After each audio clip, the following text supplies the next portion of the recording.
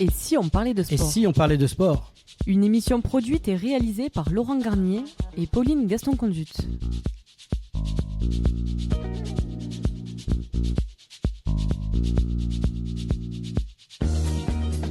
Bonjour à toutes et à tous, bienvenue dans cette 94e émission de Et si on parlait de sport? Avec Laurent Garnier, nous sommes ravis de partager avec vous notre passion pour le sport, mais surtout de donner la parole à ceux qui le font vivre. Merci à nos partenaires LG Consultant et Samper Connect qui nous accompagnent pour la réalisation de ces émissions. Pour cette 94e émission, nous avons le plaisir d'accueillir Marc Congrat, président de la Ligue d'athlétisme d'Occitanie, Janine Courtade et Yves Bélanger, tous deux vice-présidents de la Ligue d'athlétisme d'Occitanie, Olivier Dubois, président du Toulouse Olympique 13 et Patrice Martinez, directeur commercial du Toulouse Olympique 13. Bonjour à toutes et tous, merci de nous rejoindre pour cette émission. Au programme de cette semaine, en première mi-temps, nous vous emmenons dans l'univers de l'athlétisme en Occitanie. Avec nos invités, nous reviendrons sur plusieurs sujets majeurs, les derniers résultats de l'équipe de France au championnat d'Europe, mais aussi sur les 20e championnats du monde d'athlétisme en salle qui se sont récemment tenus à Nankin en Chine. Quel bilan tirer de ces compétitions et quelles perspectives pour nos athlètes? Nous évoquerons également le bilan de la saison en Occitanie, les grandes compétitions à venir et les actions mises en place pour favoriser la pratique du sport, notamment auprès des jeunes et des femmes.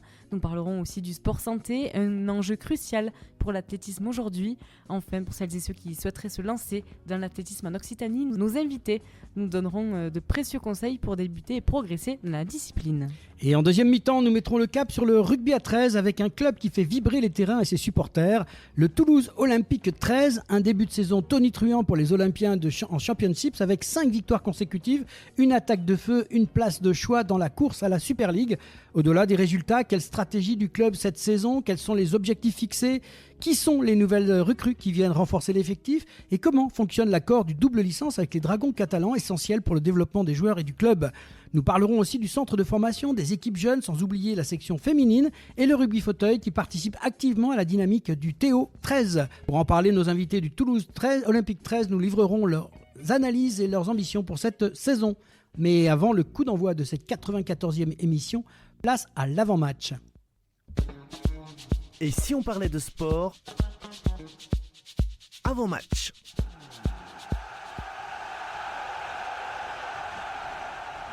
Et oui, on enchaîne avec les principaux résultats de la semaine, Pauline. Oui, on va dire quelques mots sur le CIO, le Comité international olympique, où la Zimbabwéenne Christy Coventry, 41 ans, a été élue présidente du CIO jeudi dernier à Costa Navarino, en Grèce, au premier tour de scrutin par les membres de l'instance réunis à l'occasion de la 144e session du CIO. Elle a obtenu 49 voix d'entrée sur 97 suffrages exprimés, contre 28 à Juan Antonio Samaranch, 8 à Sébastien Coe, 4 à David Labartien et à Morinari Watanabe, et 2 à Joanne Eliash et au prince Faisal Al-Hussein. Elle devient la première femme à occuper ce poste. On passe à l'athlétisme maintenant. C'était les championnats du monde en salle à Nankin en Chine avec une victoire, celle de Marie-Julie Bonin qui est devenue championne du monde de saut à la perche en égalant le record de France à 4,75 m. Il y avait aussi une médaille d'argent avec le hurdler Willem Bellossian qui décroche l'argent sur 60 mètres haies et le titre est revenu lui à l'américain Grant Holloway. Quelques mots de triathlon avec la Coupe du Monde Indoor de Liévin. La championne olympique Cassandre Beaugrand a remporté la Coupe du Monde Indoor dans l'aréna Stade Couvert de Liévin. Judo, Grand Slam de TBC en Géorgie, vendredi, victoire d'Amandine Bouchard en moins de 52 kg face à l'Israélienne Jeffen Primo et de Luca Medze qui est en finale des moins de 60 face au Brésilien Michel Augusto. En moins de 57 kg, Marta Fazouaz s'est classée deuxième après une défaite face à la Géorgienne Eteri Liparteliani et Chikrin Boukli en moins de 48 kg a terminé elle troisième. Le samedi, Clarissa Beguenou a pris la troisième place des moins de 63 kg juste derrière sa compatriote Manon Deketer qui était battue en finale. Dimanche, Alexis Mathieu a gagné une médaille d'argent en moins de 90 kg et la Française Romane Dicot a gagné son 8e Grand Chelem en plus de 78 kg au terme d'une finale expéditive. Passons au tennis avec les Master 1000 ATP et WTA de Miami aux États-Unis. Gaël Monfils fait plier le Tchèque Jiří Lehecka. On apprend qu'il a battu Johan Momunar et se qualifie pour les 8e de finale, Pauline. Merci Laurent. Ensuite, Arthur Fils qualifié sur abandon du Canadien Gabriel Diallo suite à une blessure à la cheville pour le 3e tour. 6-4, 2-3 et abandon. Hugo Gaston, sorti par l'Italien Matteo Berrettini, et Hugo Humbert n'a rien pu faire face au jeune Brésilien Joao Fonseca, 6-4, 6-3. Il y avait du badminton aussi. L'Open de Suisse, pas de troisième titre en tournoi Super 300 pour Christophe Popov. Le Français a été battu dimanche en finale face au Chinois Wen Yongyan. Quelques mots de tennis de table avec les championnats de France à Levallois. En double homme, Alexis et Félix Lebrun ont conservé leur titre de champion de France en double en s'imposant une nouvelle fois face à Esteban Dor et Florian Bourrasso samedi en 3-7. Chez les doubles féminins, Pauline Chasselin et Anaïs Salpin se sont adjugés le titre en battant la paire Isa Koch et Océane Guisnel. En double mixte, Charlotte Lutz et Fabien Coton ont remporté le titre face à Pauline Chasselin et Grégoire Jean. Un premier sacre pour eux chez les seniors. En individuel homme battu par Alexis lors des 2 dernières finales, Félix Lebrun a enfin pris sa revanche dimanche dernier. Il remporte à 18 ans son premier titre de champion de France en simple. Et enfin en individuel femme, Pauline Chasselin est devenue championne de France pour la première fois de sa carrière en s'imposant contre Anaïs Salpin. Il y avait aussi de l'équitation, le jumping international CS5, le saut Hermès au Grand Palais à Paris, ce fameux palais qui accueillait donc cette épreuve d'équitation, et en remportant dimanche pour la 3e fois le Grand Prix Hermès dans le célèbre monument parisien, le Français Simon Delestre, 43 ans, médaillé de bronze aux Jeux Olympiques de 2024 dans l'épreuve de saut d'obstacle par équipe, a réalisé une performance inédite avec son incroyable cheval Caïman Jolly Jumper. Passons au cyclisme avec la course Milan-San Remo. Le néerlandais Mathieu van der Poel a remporté le Milan-San Remo devant Filippo Ganna et Tadej Pogacar. Il remporte l'épreuve pour la 2e fois. La sprinteuse néerlandaise Lorena Wiebes a remporté samedi la classique Milan-San Remo devant sa compatriote Marianne Vos et la Suisse Noémie Rueg. Arrivée 4e, la Française Pauline Ferrand-Prévot a été reléguée à la 12e place. Et il y avait du combiné nordique ce week-end avec la Coupe du Monde à Lahti en Finlande. Et Laurent Müller-Thaler a décroché le seul podium tricolore de la saison en Coupe du Monde de combiné nordique. Le Français de 27 ans a terminé 3e de la dernière course de l'année. Passons au biathlon avec de nombreux résultats lors de la Coupe du Monde à Oslo en Norvège. Les Bleus mettent fin au règne de la Norvège en remportant la première Coupe des Nations de leur histoire. En ce qui concerne le sprint homme, Johannes Bö remporte le dernier sprint de sa carrière et le globe de la spécialité. Pas de podium pour les Français. Chez le sprint femme, leader de la Coupe du Monde, l'Allemande Francesca Preuss s'est imposée vendredi dernier pour 2 dixièmes devant Lou Jean Monod, augmentant de 15 points son avance sur la Française au classement général. En poursuite homme, le Norvégien Sturla Løgred remporte la poursuite d'Oslo et la Coupe du Monde devant son compatriote Johannes Bö. Le Français Quentin Fillon-Maillet termine à la 3e place. En poursuite femme, partie en même temps que la leader du classement général de Coupe du Monde, Francesca Preuss, sur la ligne de départ de la poursuite. La Française Lou Jean Monod s'est offert la victoire. En mass start femme, dans une course au scénario dingue dimanche, Lou Jean Monod a chuté dans l'avant-dernier virage alors qu'elle était au coude à coude avec Francesca Preuss pour décrocher le gros globe de cristal. C'est finalement l'Allemande qui a franchi la ligne d'arrivée en tête et a remporté le classement général. Et enfin, à la mass start homme, le Suédois Sebastian Samuelsson s'est imposé dimanche dernier dans la dernière course de la saison. Il a devancé le Français Éric Perrault qui échoue à 1 point pour la conquête du petit globe de la mass start remporté par Sturla Løgred. Et pour être tout à fait complet, Pauline, il y avait aussi ce fameux globe pour la Coupe des Nations et les femmes aussi, les Bleus, elles ont gagné aussi. Donc c'est un doublé entre les hommes et les femmes des équipes de France. On passe au ski de boss mondiaux à Saint-Maurice. La Française Perrine Lafont a décroché mercredi le titre de championne du monde en simple. C'est son 6e titre au championnat du monde de ski boss. Toujours en ski, mais cette fois c'est du ski freestyle avec les mondiaux à Saint-Maurice en Suisse, en prenant la 10e place du concours de slopestyle, son meilleur résultat en carrière. La Française Kim Dumont-Zanella, 19 ans, s'est affirmée comme la relève de Tesley 2 à 1 an des Jeux de 2026. Et chez les hommes, le jeune et prometteur snowboarder français Romain Allemand a signé une belle performance en prenant la 4e place du slopestyle.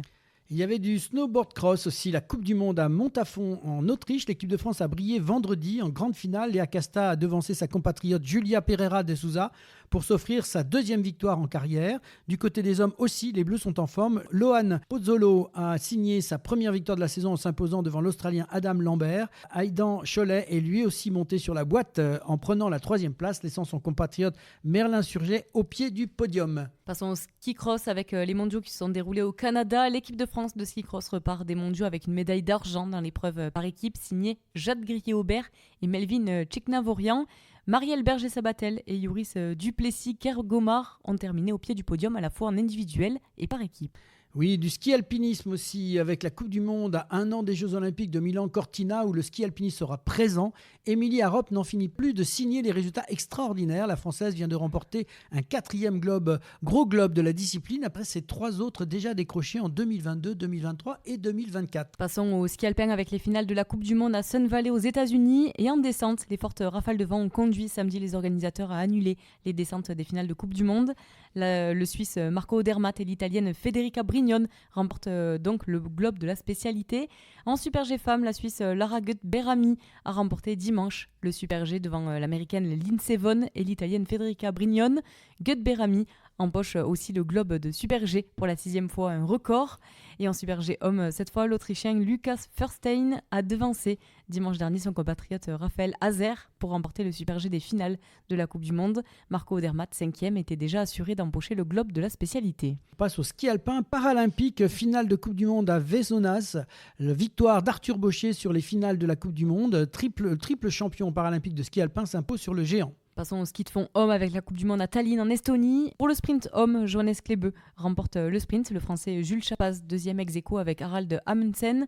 Le Norvégien décroche sa 16e victoire de suite au sprint et conforte sa première place au classement de la spécialité et au général de la Coupe du Monde.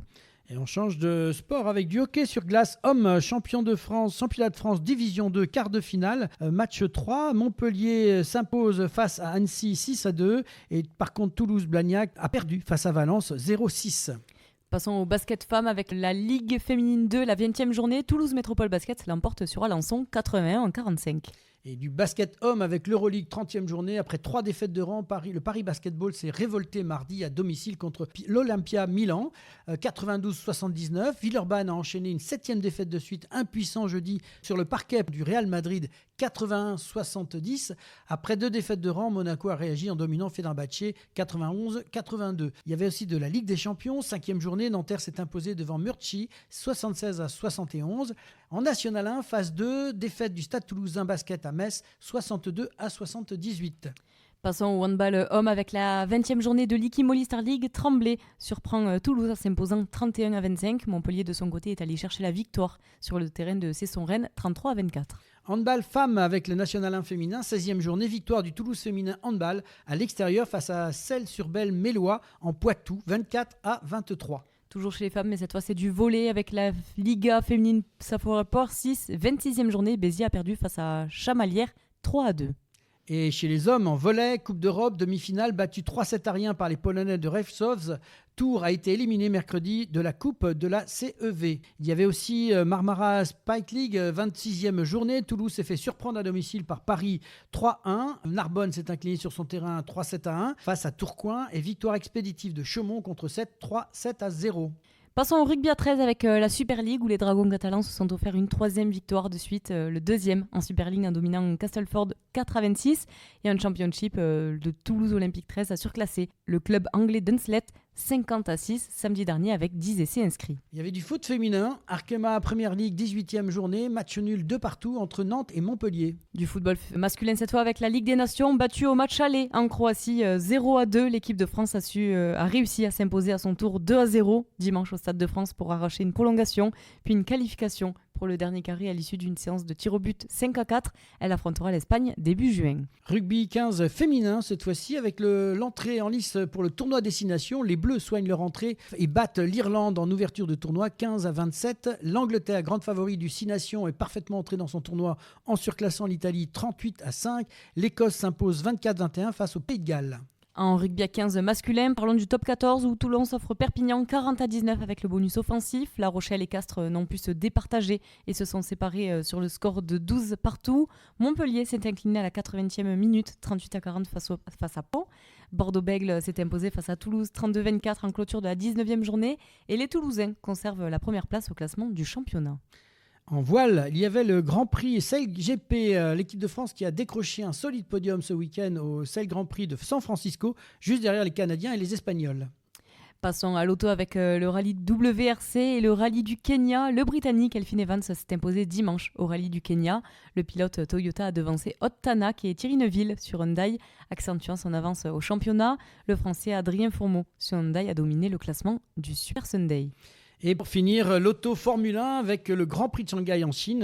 Au sprint, vainqueur de la course sprint devant la McLaren d'Oscar Piastri et la Red Bull de Max Verstappen, Lewis Hamilton a signé son premier succès sous ses nouvelles couleurs de Ferrari. Le lendemain, le Grand Prix, l'Australien Oscar Piastri, parti en pole position du Grand Prix de Chine, a assumé son statut en résistant à son coéquipier Lando Norris. L'équipe McLaren réalise un superbe doublé devant George Russell sur Mercedes, Esteban Ocon sur Haas, termine 7e et premier français. Et maintenant, place à la première mi-temps de cette émission. Ici, on parlait de sport avec nos invités. Et si on parlait de sport, première mi-temps.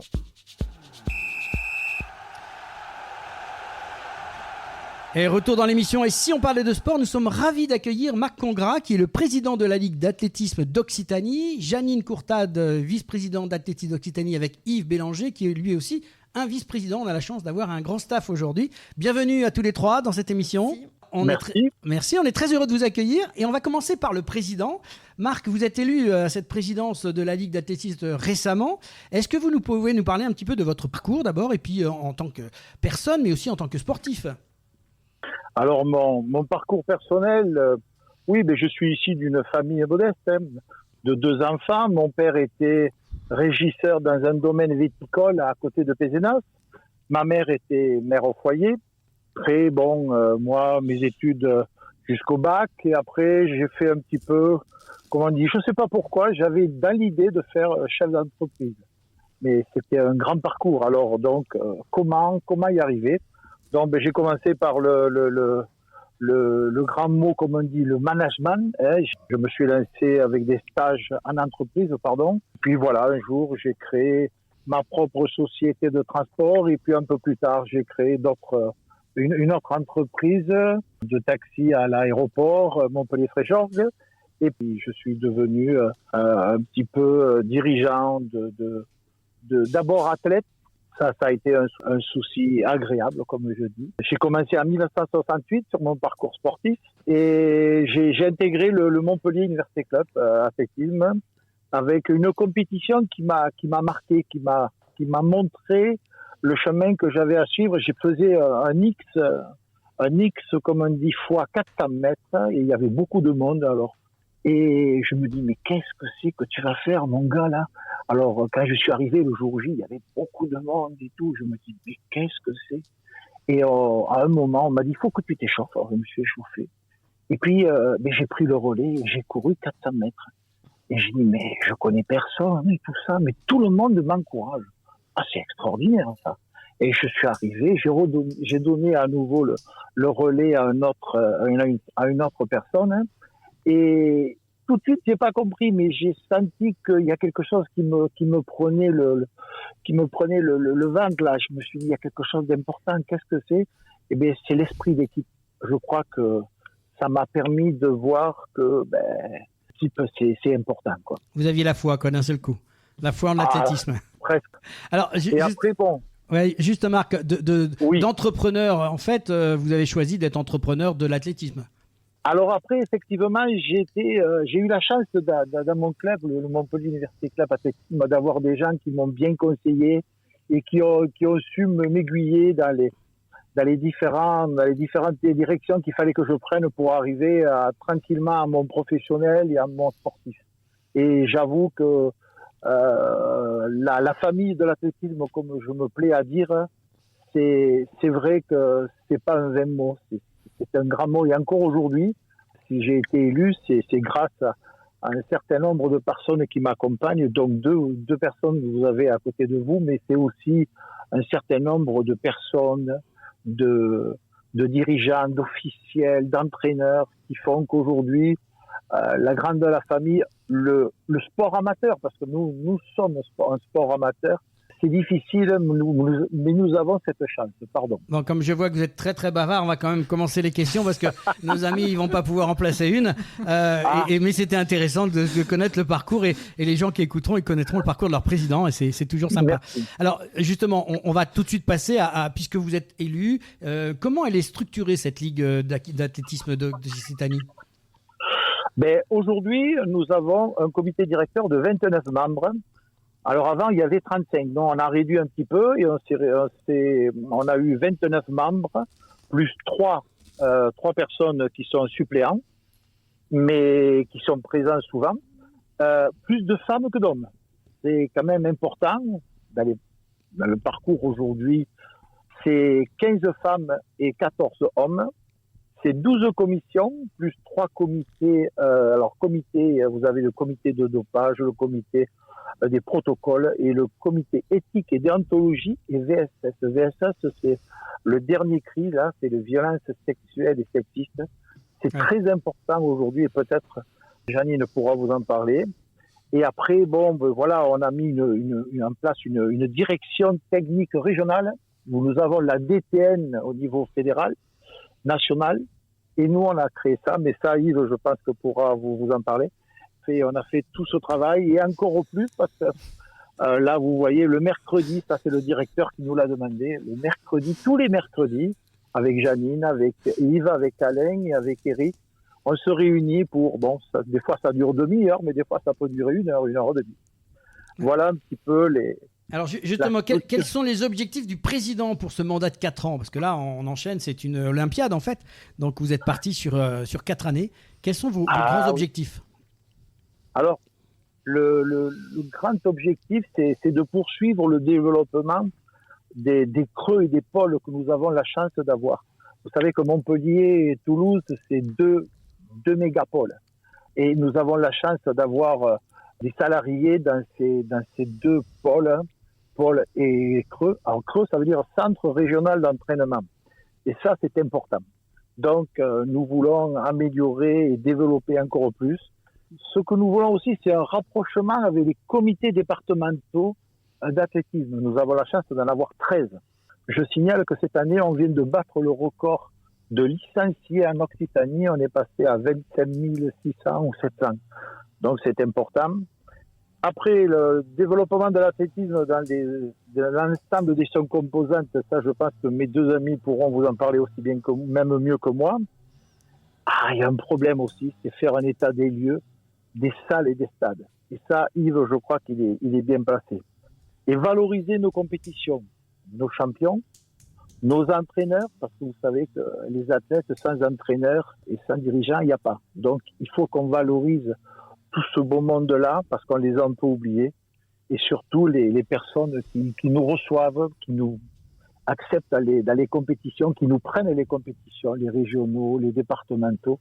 Et donc, tout ça, il va falloir qu'on le valorise et qu'on le développe encore mieux. Bon, il y a du boulot, je vois. On va un petit peu laisser la parole à vos collègues, Marc, si vous voulez bien. Mais n'hésitez pas à intervenir s'il y a des questions qui vous paraissent importantes. Voilà, donc on va maintenant passer à vos 2 collègues, Janine et puis Yves. Oui, comme on l'a fait avec Marc, est-ce que chacun votre tour, vous pouvez vous présenter en quelques mots ? Alors, Janine Courtade, je suis donc vice-présidente de la Ligue chargée de la forme et santé et des masters.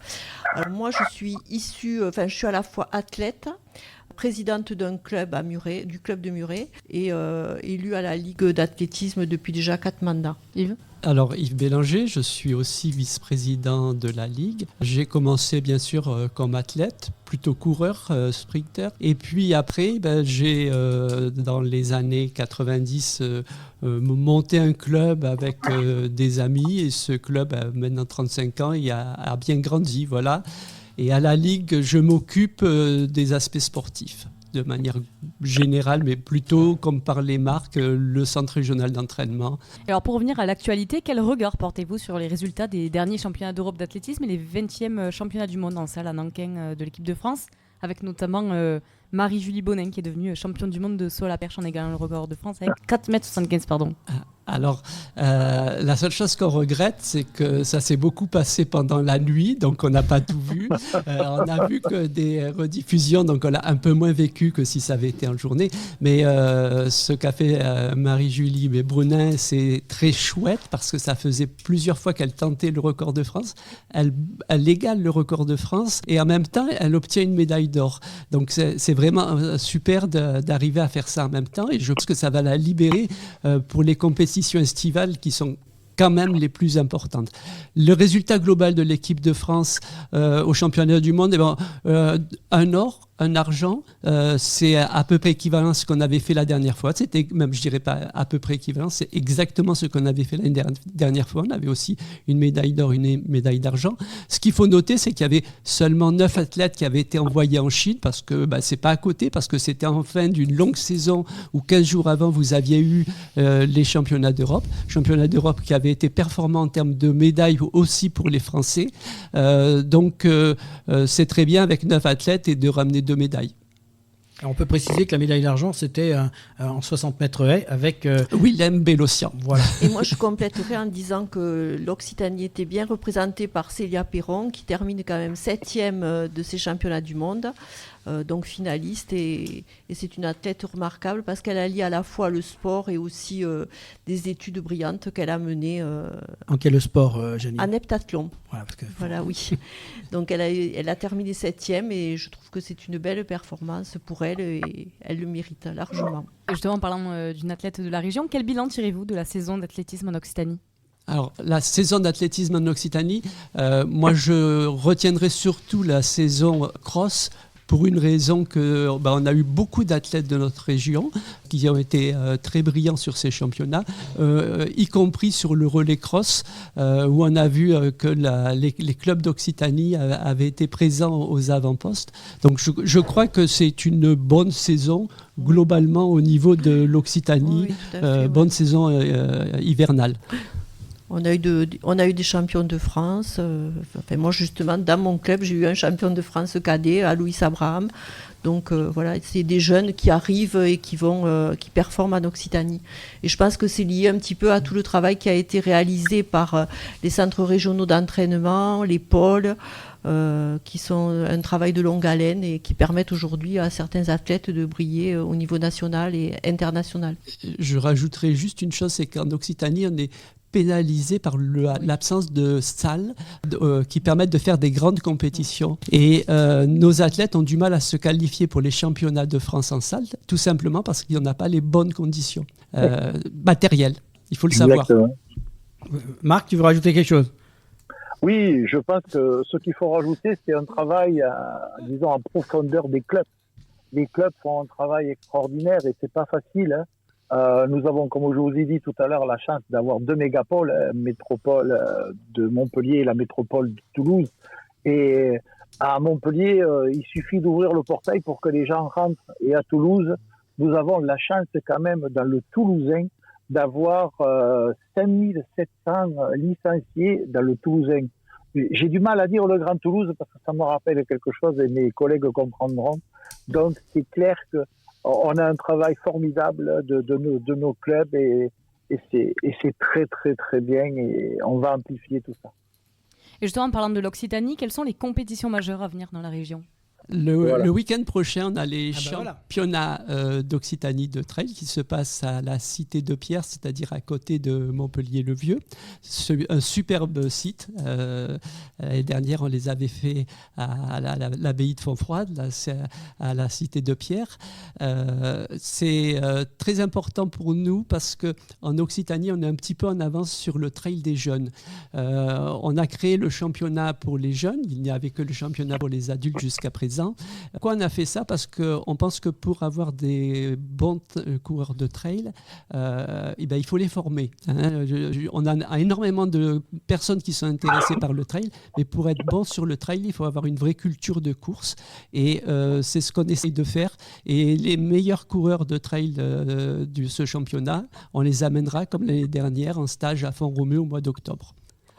Après les autres compétitions, on en a beaucoup parce qu'on a les compétitions pour les jeunes, pour les grands et ainsi de suite. On va signaler peut-être une petite chose. Il y a les championnats interclubs avec 4 clubs toulousains qui sont en National 1B qui vont se faire à Sesquières, Toulouse-Sesquières, donc dans le plein cœur de la région. Et bien sûr, il ne faut pas oublier qu'il y a Montpellier qui est au niveau National 1A et qui lui aussi va disputer les interclubs, mais un petit peu plus loin de notre région. Après, les grands championnats pour notre région, c'est quand même nos championnats régionaux qui sont pour les jeunes à Albi et à Lunel pour les plus âgés. Et après, on développe aussi un circuit de meeting sur justement pour développer dans chaque département la performance. On a un circuit des meetings qui fait des haltes dans chaque département où là, les meilleurs athlètes régionaux, mais aussi nationaux, peuvent venir chercher des performances, de la compétition. Voilà, donc ça, c'est un programme qu'on a déjà depuis plusieurs années.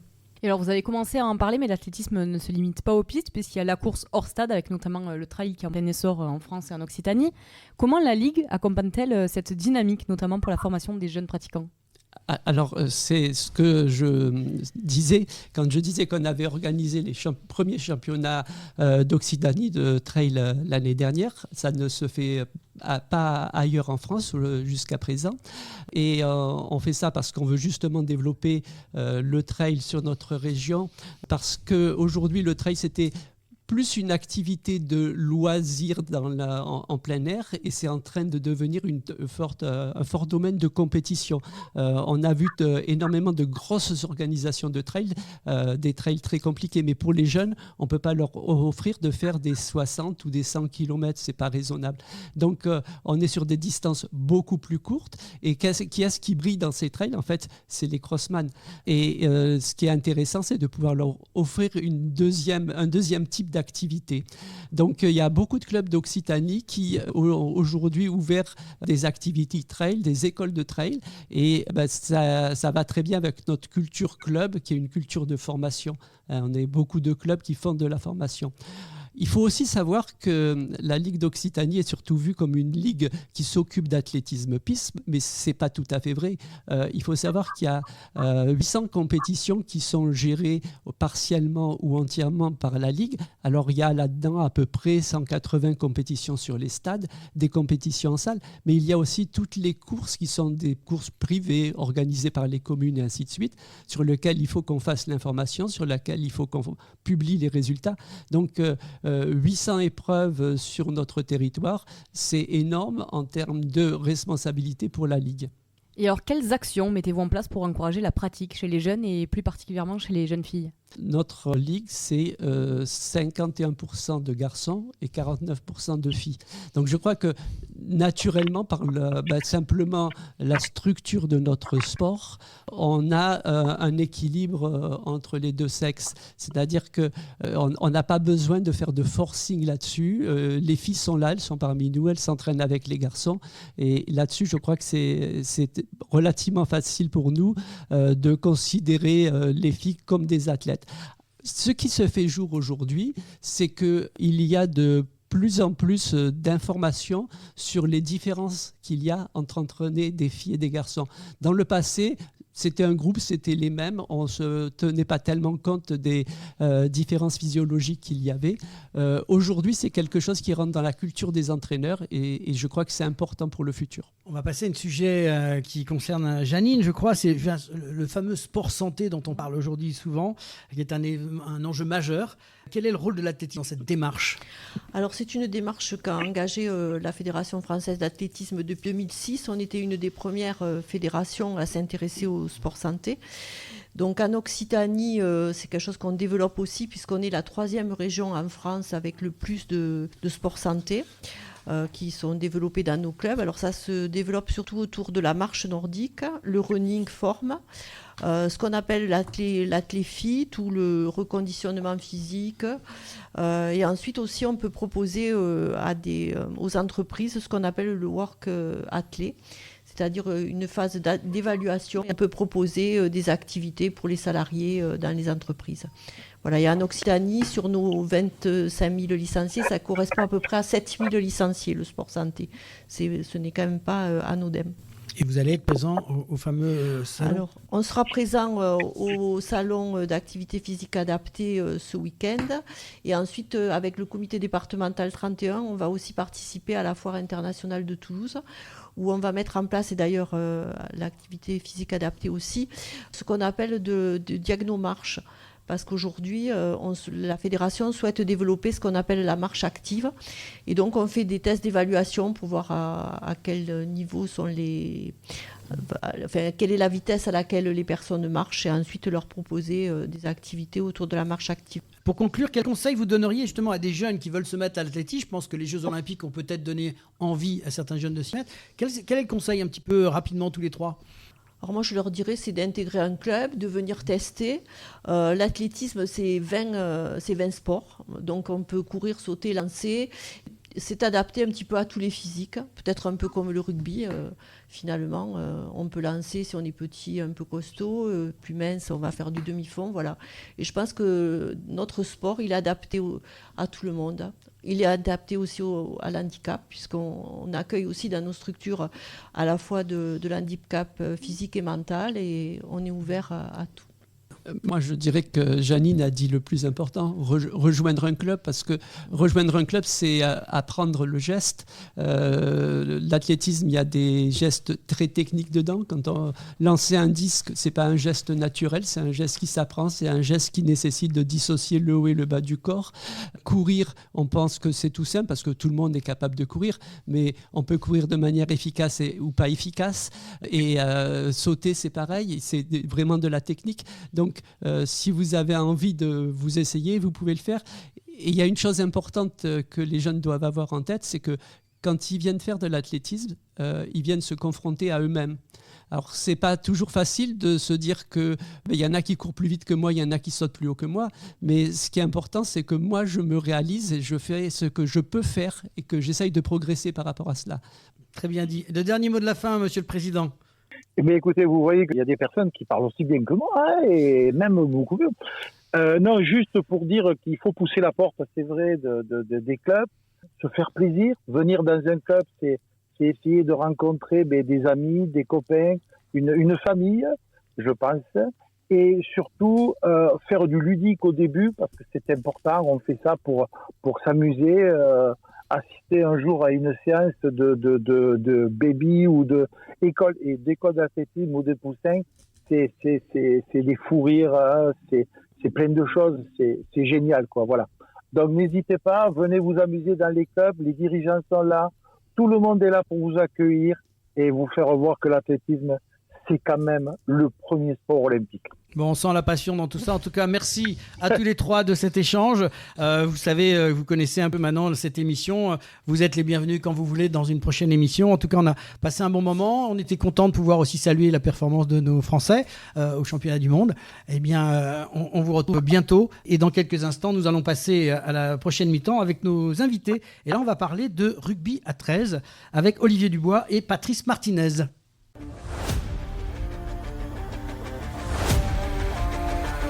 Le sport, c'est bien plus qu'un jeu.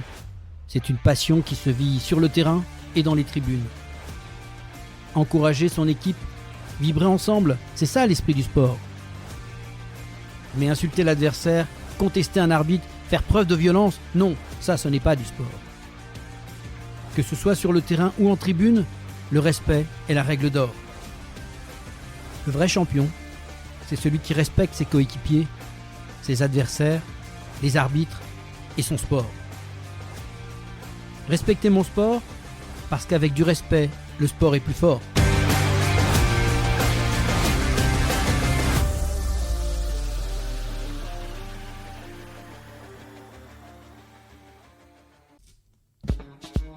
Et si on parlait de sport? Deuxième mi-temps. Retour dans l'émission, et si on parlait de sport, nous avons le plaisir d'accueillir Olivier Dubois, président du Toulouse Olympique 13, et Patrice Martinez, directeur du même club. Bonjour. Bonjour. Bonjour.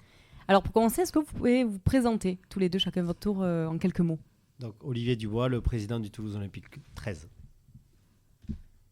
Patrice Martinez, je suis le manager des partenariats au sein du Toulouse Olympique 13.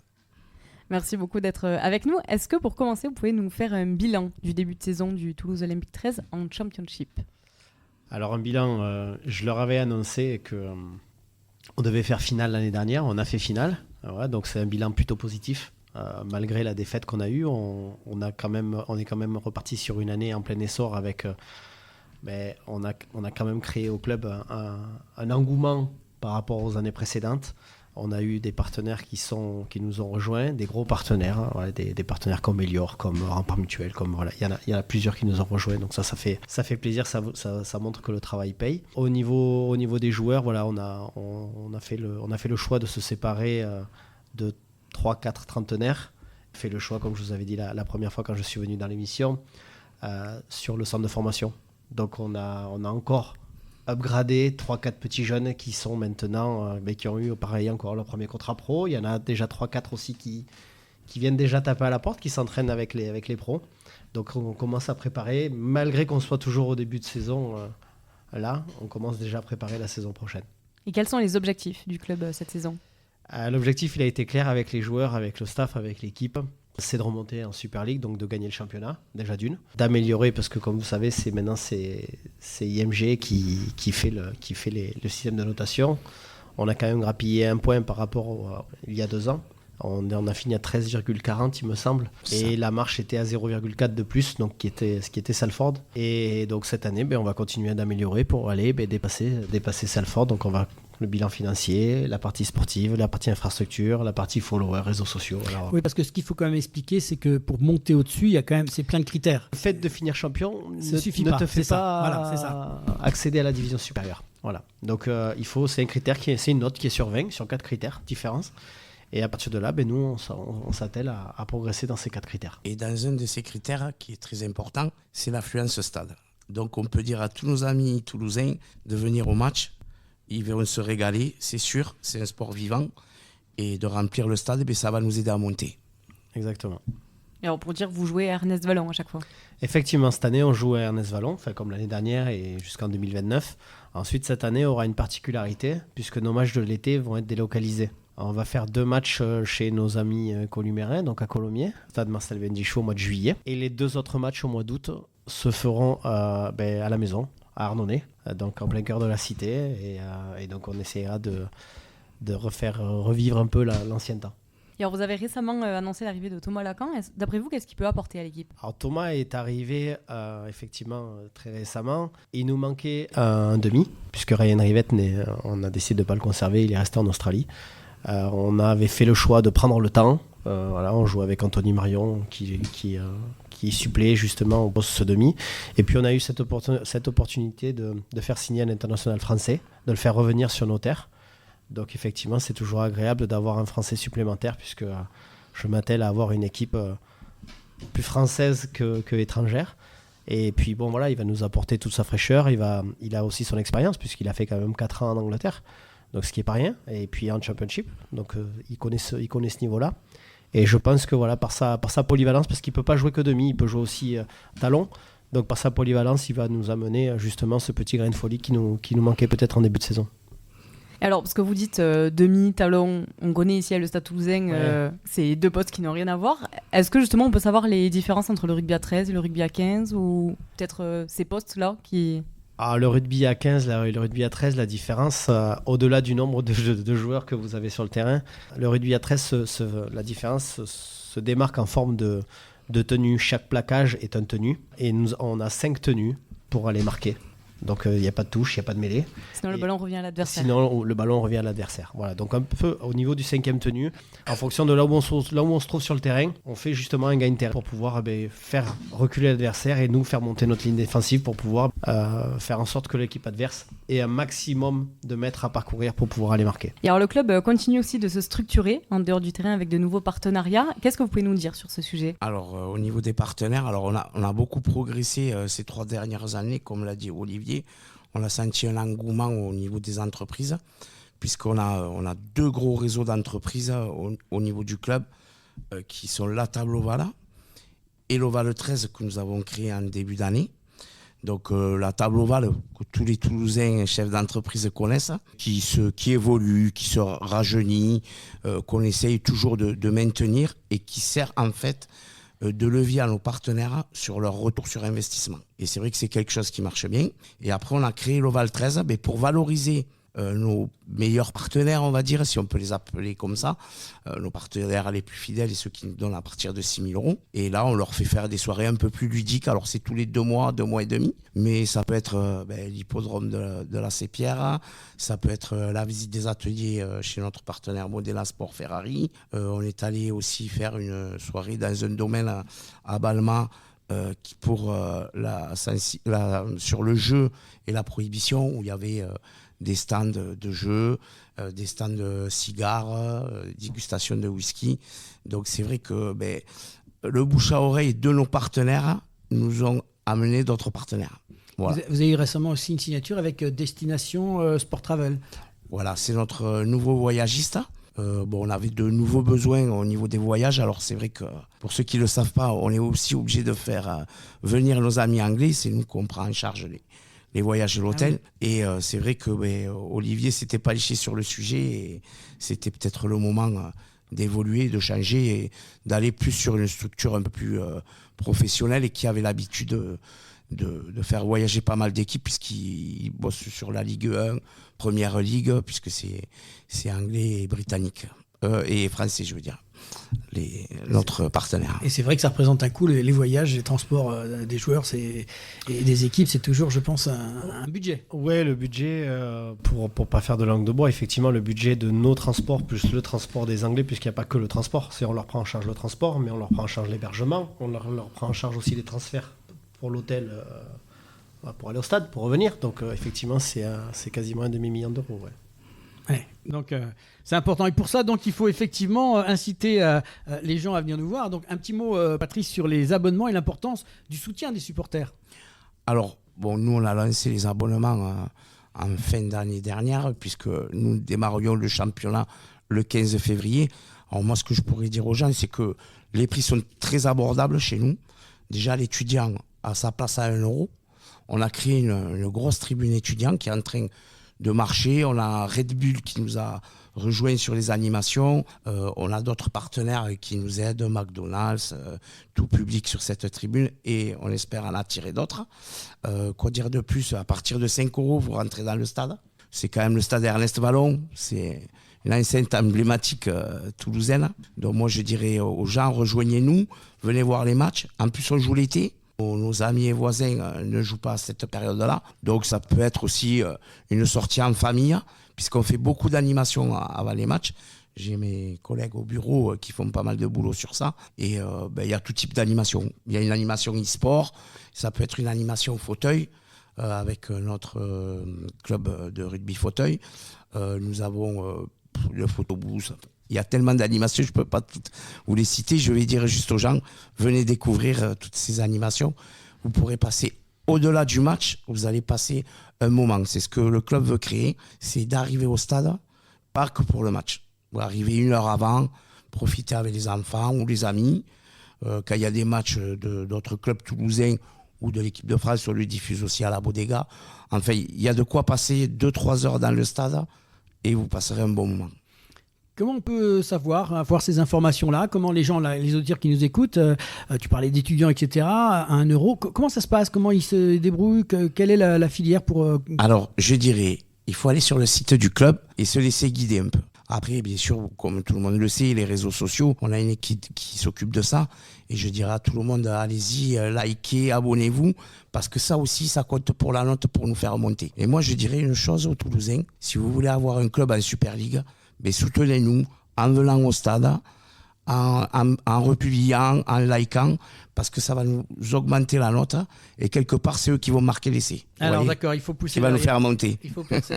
on va le faire passer, Patrice. Alors le Toulouse Olympique 13, c'est pas uniquement l'équipe première, hein. Donc il y a aussi un club actif avec le développement du rugby à 13 à travers différentes sections. Est-ce qu'on peut un petit peu en parler, un petit tour d'horizon sur la vie de ce club à travers les différentes équipes? Il y a les féminines, les jeunes, le centre de formation, etc.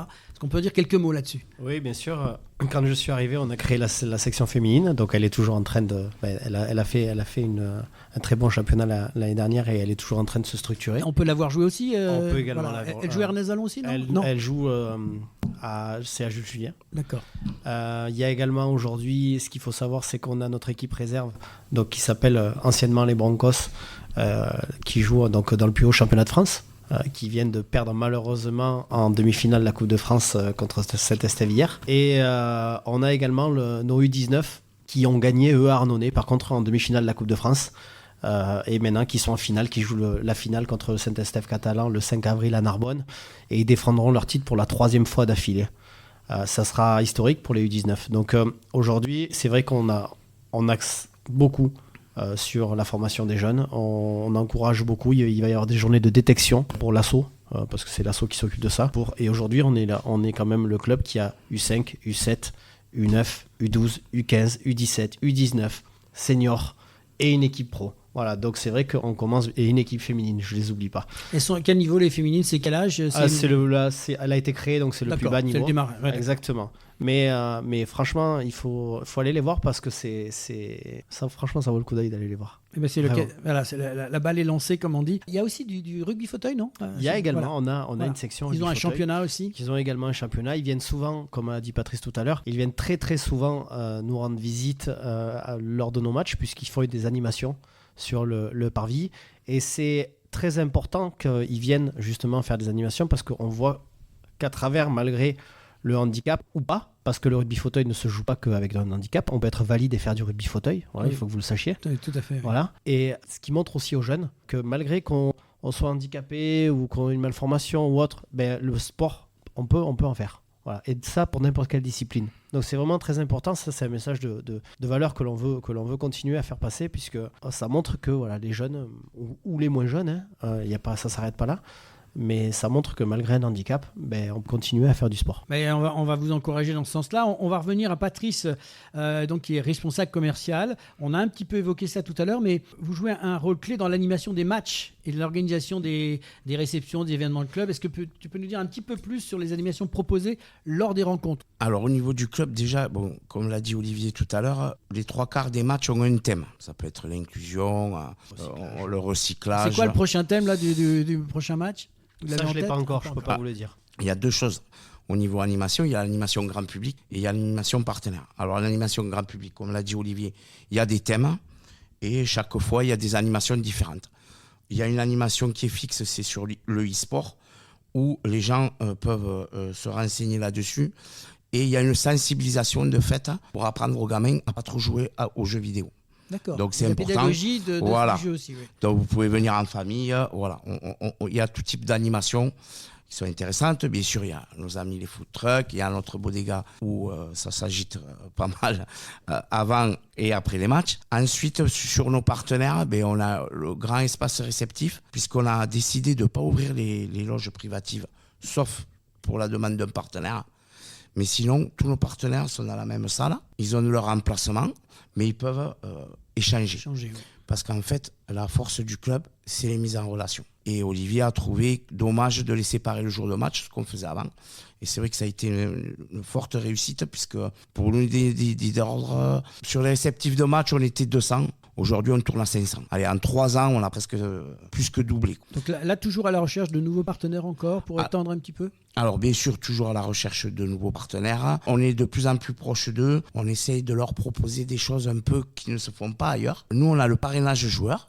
Donc, une entreprise peut parrainer un joueur, le rencontrer après les matchs, le faire venir à l'entreprise pour échanger avec les collaborateurs ou lors d'un lancement de produits. Vous voyez, ça, on l'a piqué aux Anglais. C'était une bonne idée qu'ils avaient eue. Ils en ont quand même de temps en temps, les Anglais. Ils ont des idées quand même. Bien sûr, bien sûr.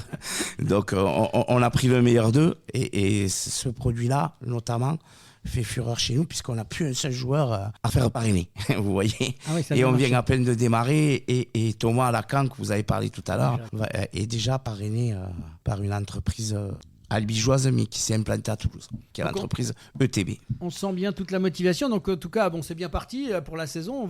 On va continuer à vous suivre en espérant qu'effectivement, cette année, on va passer le cap et que cette finale, on va se la gagner. Là, alors, tu m'arrêtes si je me trompe, mais vous êtes en tête du championnat aujourd'hui, c'est ça, non? Alors, on n'est pas en tête puisqu'Halifax a gagné hier. Ah, d'accord. Mais on est second, effectivement, on est second du championnat. Alors là, on se déplace 3 fois. On va à Doncaster. D'accord. En fait, on va à Doncaster, on va à Sheffield et après on va à Featherstone. Toulousains vont nous revoir qu'au mois de mai, le 3 mai. Mais effectivement, là, on va se déplacer 3 fois, 3 gros matchs. Et après, Halifax est premier aujourd'hui, donc on recevra les premiers le 3 mai. D'accord. S'ils sont toujours premiers dans 3 matchs, D'accord. ce que je souhaite pas. Donc on vous donne Mais, rendez-vous le 3 mai, quoi. Ouais, le 3 mai, match à Ernest Vallon à domicile. Faut pousser, j'allais dire pas en mêlée, parce que chez vous, il n'y a pas de mêlée, mais... Non, mais c'est vrai. Mais après, je voudrais aussi, par le biais de cette émission, je voudrais ce que je vous avais dit la première fois que je suis venu, où on était en train justement de faire un centre de performance à Arnonay. Donc on a réussi, on a ce centre de performance aujourd'hui, grâce à la mairie, département, région. On a réussi aujourd'hui, ils ont un outil plus qu'exploitable, et c'est vrai qu'aujourd'hui on voit vite la différence au niveau physique sur les qualités intrinsèques d'un joueur, et c'est pour ça qu'aujourd'hui on a fait une petite première mi-temps, mais on finit très très très bien parce qu'on est très très bien préparé. Pour conclure un petit peu, un petit message qu'on peut adresser à tous ces jeunes qui écoutent, qui regardent, qui hésitent. Vous savez, après les petits aujourd'hui sont souvent on va dire idolâtrés parce qu'ils voient à la télé, donc aujourd'hui c'est vrai que le 15 le 15 ou le foot, ou même tout à l'heure tu en as parlé du ping-pong ou autre, ils essayent de retranscrire par rapport à ce qu'ils voient à la télé. Mais effectivement le rugby à 13 est un sport vraiment atypique, qui est physique, athlétique, et voilà, donc j'encourage au moins tous les petits jeunes qui ne savent, ou même les moins jeunes, qui aujourd'hui ne performent pas dans leur sport, puisque maintenant on voit quand même qu'on a recruté des joueurs de 15. Il faut savoir qu'à 13, on a recruté des joueurs de 15 qui sont venus signer cette année chez nous. Donc ça montre qu'aujourd'hui, il y a la possibilité de ces passerelles. Voilà. On a recruté même un joueur de foot qui se plaisait plus au foot et qui vient jouer à 13 et qui s'épanouit parce qu'il a retrouvé une famille, il a retrouvé des copains, il a retrouvé la bonne ambiance. Et c'est vrai qu'on essaye d'allier tout ça. Donc donc venez aux journées de détection à Arnonay. Mais voilà, je pense que ça vaut le coup de tester ce rugby à 13 qui est assez méconnu du grand public. Moi, je rajouterais, notre sport, en fait, est très dynamique. Il n'y a pas beaucoup de temps d'arrêt de jeu, ce qui le rend très, très visuellement attrayant. Donc, je donnerai rendez-vous ce week-end qui arrive devant la chaîne YouTube du club, puisqu'on va retransmettre le match qu'on va jouer à Doncaster. Si tu voulais un scoop, voilà. Ils viennent te le donner.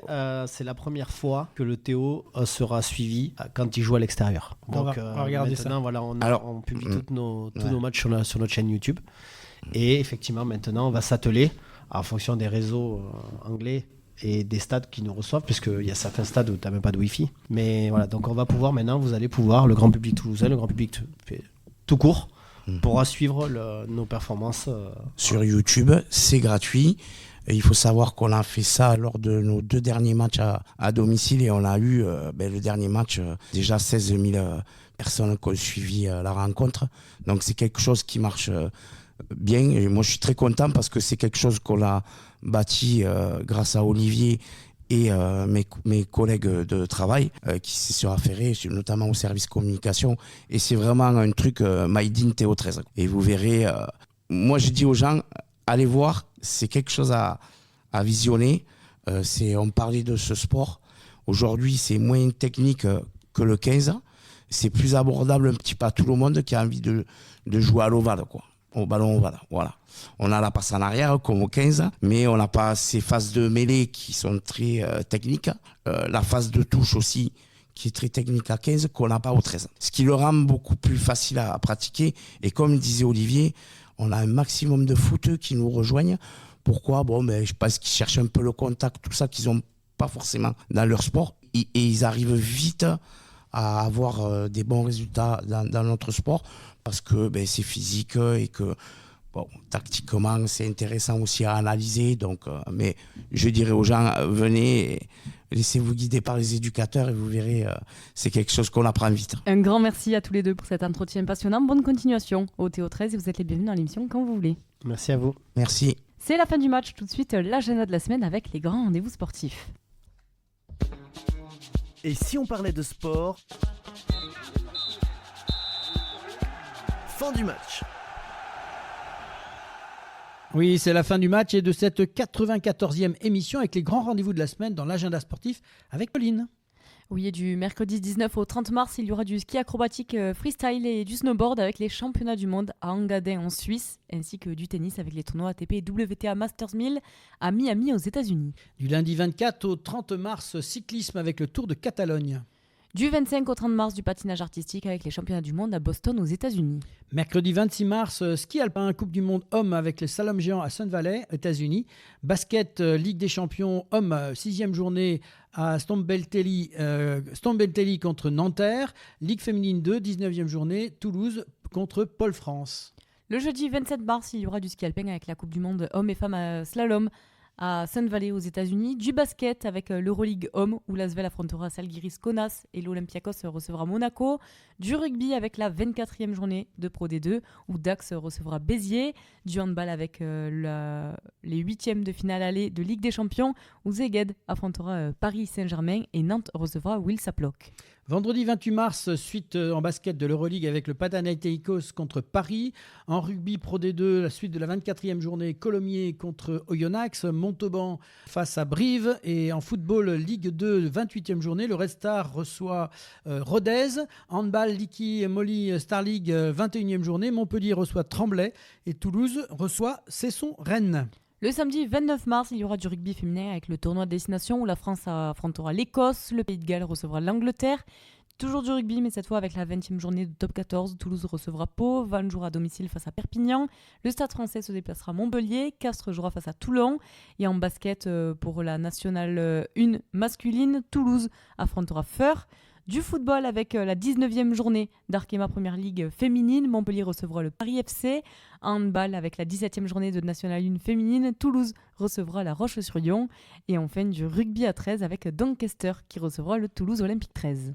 Dimanche 30 mars, Moto Grand Prix des Amériques à Austin. Basket, la Boulangère Wonder League féminine, 21e journée avec la Roche-Vendée contre l'Athès Montpellier. En Ligue 2, 21e journée, Aulnois rencontre Toulouse. En rugby féminin, suite du tournoi destination, l'Italie rencontre l'Irlande. Football Ligue 1, 27e journée, Toulouse contre Brest et Auxerre contre Montpellier. Du samedi 29 au 30 mars, il y aura du karting avec la seconde manche du championnat de Sud 2025 à Aigues-Vives, organisé avec les ligues de karting Nouvelle-Aquitaine Sud, Occitanie-Méditerranée et Occitanie-Pyrénées.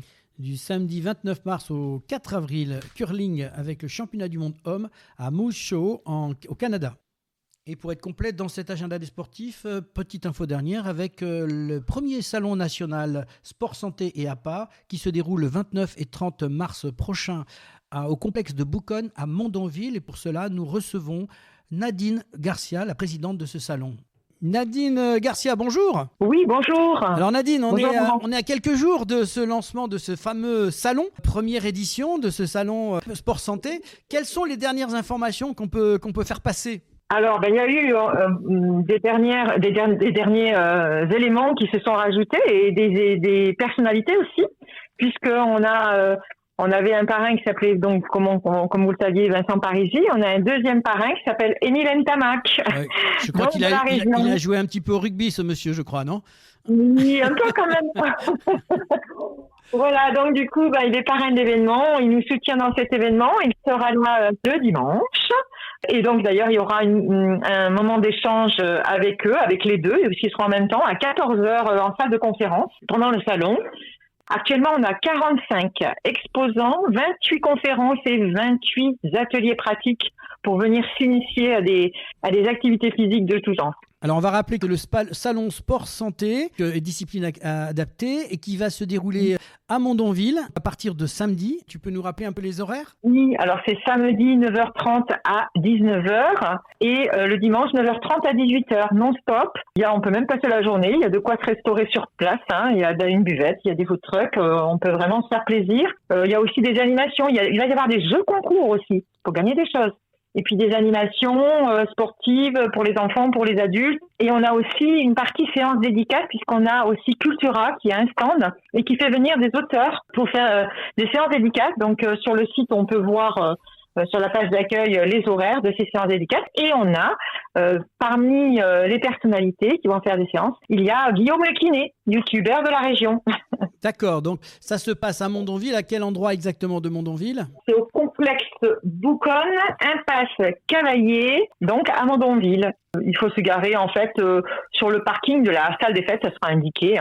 Et puis on fait 100 mètres à pied du parking et on arrive au salon qui a été privatisé. Et il faut s'inscrire à quel moment alors sur le site ou on vient sur place? Comment ça marche? Alors les deux sont possibles. Alors c'est vrai que l'idéal c'est quand même de prendre son entrée sur le site parce que nous ça nous permet de comptabiliser le nombre de personnes parce que c'est un premier salon. Donc on va sur sportsantéapa.com et là vous pouvez télécharger votre entrée et la présenter à l'accueil. Et en deux mots, les grands thèmes de ces conférences, quels sont les thèmes qui vont être présentés pour les auditeurs? Alors il y a différents thèmes. Il y a des thèmes au niveau du sport santé, mais aussi au niveau de la santé. Par exemple, on a les pathologies articulaires, gestion du stress mécanique par Claude Kérat, qui est connu dans la région, qui était au CREPS de Toulouse. On a par exemple l'évaluation de la condition physique ou comment, pourquoi, quelles sont les particularités du sport et de l'activité physique chez le public féminin. La place du kiné aussi, puisqu'on a aussi des professionnels kinés qui viennent. Le sport aussi pour tout ce qui est avant et après l'accouchement. Le sport santé, l'opportunité pour les clubs, la démarche de labellisation. Enfin voilà, il y a vraiment beaucoup de les complémentaires santé et le sport santé, par exemple. Quelles sont les démarches par rapport à ça? Et puis plein d'autres, activités physiques handicap, l'obésité. Enfin, on a le professeur François Carré et Lynn Malric qui seront en binôme sur une conférence le dimanche après-midi à midi. Et là, c'est vraiment bien. Là, ils vont vraiment parler des problématiques qu'il peut y avoir quand on est inactif, quand on n'a pas d'activité physique ou de sport dans sa vie quotidienne. Donc, il faut bouger. C'est le principe. Un beau message à faire passer à partir de ce week-end. Donc, samedi et dimanche, sport santé. Et vous vous retrouvez directement à Mondonville. Et là, vous serez bien accueillis. Merci Nadine pour ce petit message. On va souhaiter un bon succès pour ce premier salon. Merci, avec plaisir. Et puis, on vous attend nombreux. Ça va être un bel événement. Merci. Au programme de la semaine prochaine, en première mi-temps, nous vous proposerons de découvrir une discipline aussi passionnante que méconnue du grand public, l'aéromodélisme. Ils sont plus de 28 000 en France à construire des avions modèles réduits, à les piloter à distance et parfois même à participer à des compétitions de haut niveau. Ce loisir qui allie technologie, précision et pilotage est une véritable école de rigueur et de patience. Pour nous en parler, nous avons le plaisir d'accueillir Marc Lumia, un passionné qui consacre tout son temps libre à l'aéromodélisme depuis 40 ans. Il nous expliquera en quoi consiste cette discipline, ses différentes catégories, son organisation en France et l'univers des compétitions. Accrochez vos ceintures, on décolle dans une semaine avec notre invité. Et en deuxième mi-temps, nous allons parler d'un sport à la fois spectaculaire, inclusif et porteur de valeurs fortes, le rugby à 7 en fauteuil. Et pour en parler, nous aurons l'honneur de recevoir Wally Salvan, président de la Fédération internationale de rugby à 7 en fauteuil. Le rugby à 7 en fauteuil, c'est bien plus qu'un sport, c'est une véritable leçon de vie. Ce n'est pas un hasard s'il a été nommé aux Awards 2014 du Rugby Expo de Londres dans la catégorie programme communautaire de l'année. Accessible à tous, sans cotation ni classification, cette discipline reprend toutes les phases du jeu de rugby traditionnel, mêlée, hors-jeu et même les frappes du ballon qui se font ici avec le poing. Mais au-delà du jeu, ce sport est un formidable outil éducatif permettant aux valides et aux personnes en situation de handicap de partager la même expérience. Il favorise l'intégration, la cohésion sociale, développe la condition physique, la coordination, la précision et surtout, il véhicule les plus belles valeurs du rugby, solidarité, engagement et respect. Alors rendez-vous la semaine prochaine pour découvrir dans cet univers passionnant avec Wally Salvan. C'est la fin du match de cette 94e émission de Ici on parlait de sport. Merci à Marc Congrat, Janine Courtade, Yves Bélanger, Olivier Dubois, Patrice Martinez pour votre participation dans l'émission Ici on parlait de sport. Merci à tous les auditeurs qui nous suivent de plus en plus nombreux. Continuez à nous écouter, à partager sur les réseaux et à vous abonner à notre chaîne YouTube Ici on parlait de sport. Merci à nos partenaires LG Consultants et Semperconnect avec Sébastien Coratin, notre partenaire informatique, pour leur contribution précieuse à la réalisation de cette émission. Et aussi un très grand merci à Pauline Gaston-Conduite, journaliste et co-animatrice de l'émission, pour son aide précieuse. Merci Pauline de nous avoir accompagnés parce que tu vas maintenant t'envoler vers d'autres horizons. Je te souhaite plein de belles choses pour la suite de cette carrière journalistique et on espère que Et si on parlait de sport t'aura servi de beau tremplin. En tout cas, nous on a été très contents de travailler avec toi, de t'avoir à l'antenne et tu sais que, comme on dit dans l'émission, tu es la bienvenue quand tu veux. C'était un plaisir, merci à tous, merci à toi Laurent, merci de votre fidélité. Rendez-vous pour une nouvelle aventure de Et si on parlait de sport la semaine prochaine.